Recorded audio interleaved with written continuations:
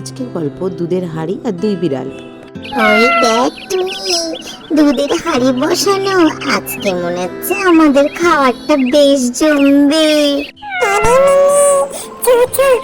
দেখি কতটা দুধ আছে, আশেপাশে আবার কেউ নেই তো। এবার খাওয়াটা শুরু করি কেমন?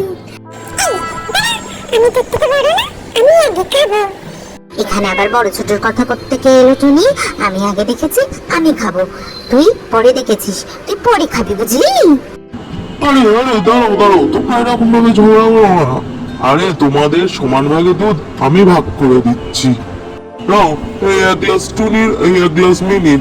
এইভাবেই আমি তোমাদের দুই গ্লাসে সমান সমান করে দুধ ভাগ করে দিচ্ছি, কেমন? সমান ভাবে ভাগ করতে গিয়ে একটু কম বেশি হয়ে যাচ্ছে। যাক, কম বেশি যেটুকুনি হয়ে যাচ্ছে সেটুকুনি আমি খেয়ে নি, দিয়ে তোমাদের সমান ভাবে ভাগ করে দিই।